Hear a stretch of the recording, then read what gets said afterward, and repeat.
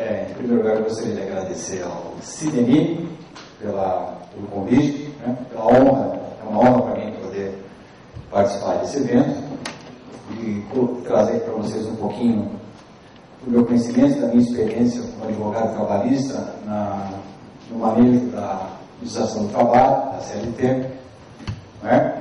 E parabenizar a administração do Guarujá pela iniciativa, né? De não colocar positivamente o regime de trabalho, mas sim antes fazer um amplo debate com os servidores para esclarecer qual o melhor regime de trabalho para o servidor. Afinal de contas, o trabalho é o nosso ganha-pão, né? É responsável pela nossa subsistência. Então é importante a gente ter clareza do regime que vamos adotar, porque isso vai nos acompanhar por toda a vida, até a aposentadoria, durante o trabalho e após, quando jubilar, quando se aposentar. Bom, então vamos lá. Na minha experiência como advogado trabalhista, como procurador autônomo na área de trabalho, eu me defrontei com algumas questões muito polêmicas, né, da aplicação da CLT no serviço público. Então, nessa palestra, eu vou procurar explorar aqui aquelas questões mais controvertidas, mais espinhosas, né, o que se refere à aplicação da CLT para servidor público, né, e como os tribunais enxergam essas questões. Então, a minha ideia é colocar esses temas como está na lei, né, e como os tribunais do trabalho, o Tribunal Regional do Trabalho de São Paulo, o Tribunal Superior do Trabalho em Brasília, resolvem essas questões. Porque isso são questões importantes que amanhã, caso a administração municipal venha optar pelo regime da CLT, muito provavelmente, para não dizer certamente, né, a administração e os servidores terão que se defrontar. Bom, a minha palestra está dividida basicamente em duas partes. A primeira parte é contar um pouquinho da história do surgimento da CLT. Né? Porque quando se fala em CLT, parece que é uma coisa assim natural, dá a impressão que foi um presente do Getúlio Vargas, do ex-presidente Getúlio Vargas, né, que foi uma concessão do Estado, do governo Vargas. E não é bem assim. Né? Aliás, tem uma frase do um filósofo alemão, Karl Marx, que eu gosto muito de citar. Ele diz o seguinte: ao trabalhador nada será dado, tudo será conquistado. Né? E a legislação trabalhista no Brasil, ela não foi dada por ninguém. Né? Na verdade, o direito do trabalho, ele é fruto da luta dos trabalhadores. Tá? Bom, você sabe que o Brasil até 1888, o Brasil era um país que tinha trabalho escravo. Né? Aí, em 1888, se vem a Lei Áurea e se termina com o trabalho escravo. Bom, mas daí, você tem o trabalho livre. E qual é a legislação aplicada que passa a ser a legislação que vai regular o contrato de trabalho? Vai regular a relação entre empregador e empregado. Bom, não havia legislação trabalhista. Né? Então, e qual é a legislação aplicada? Era o direito civil. Então, um contrato de trabalho no final do século XIX e início do século XX era regulado pelas regras do direito civil. Lembrando que o nosso primeiro Código Civil é de 1916. Tá? Então, eu resolvi.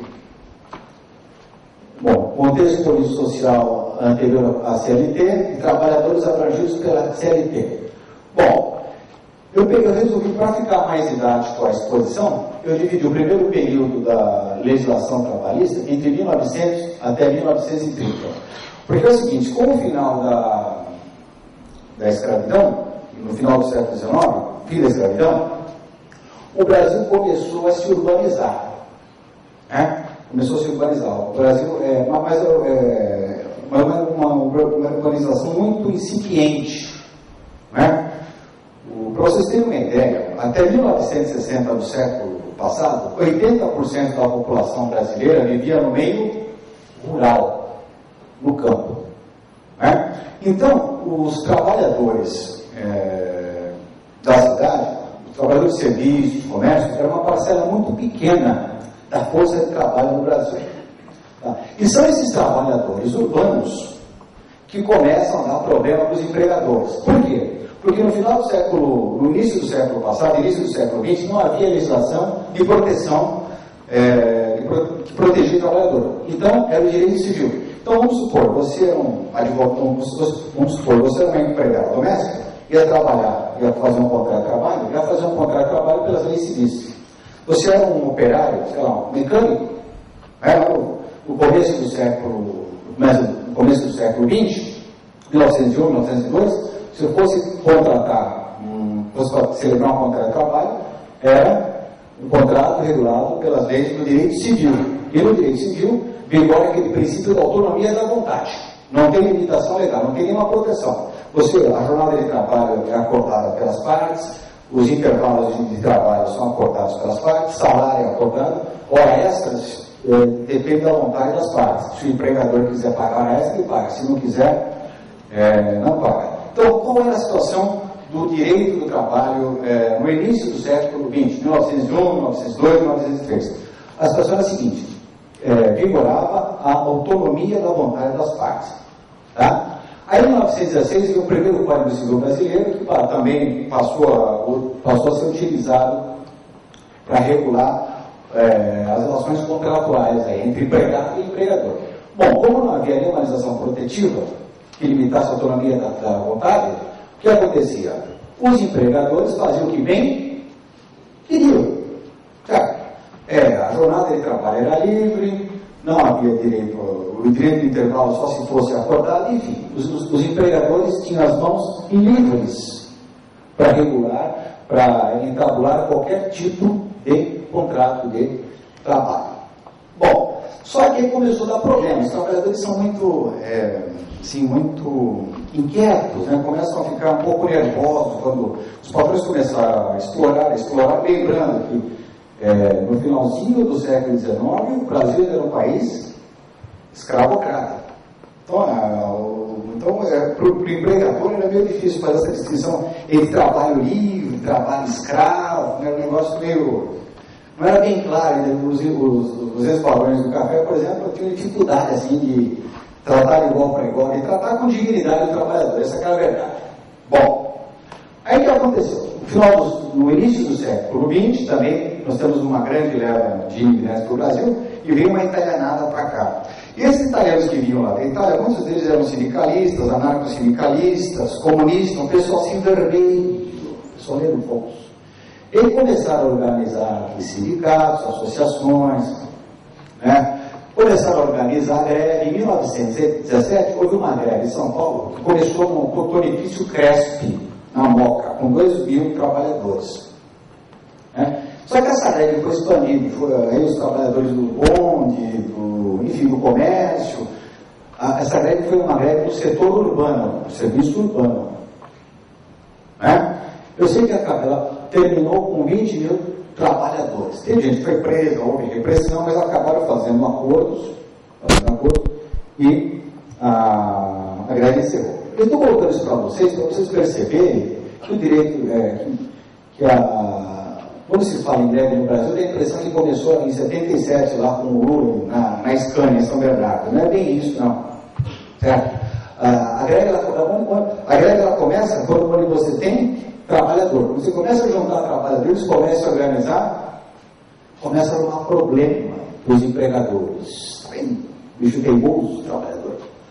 Bom, mas aí, no começo do século XX, você tem lá esse início de inquietação aqui em São Paulo, esse início de agitação sindical, especialmente por parte dos trabalhadores italianos, imigrantes italianos, que eram trabalhadores mais qualificados, né? E já tinham experiência de luta lá na Europa.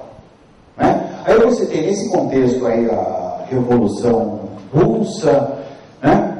E nesse começo de movimento sindical no Brasil tinha um forte conteúdo ideológico. Né? Os trabalhadores não sabiam bem se as lideranças sindicais, algumas não se contentavam só em querer obter vantagens para os trabalhadores. Também queriam, às vezes, fazer revolução, né? Queriam mudar o sistema, contestar o modo de produção. Então, o nascimento do movimento sindical no Brasil, ele tem um cunho reivindicatório, mas também tem um cunho ideológico, né?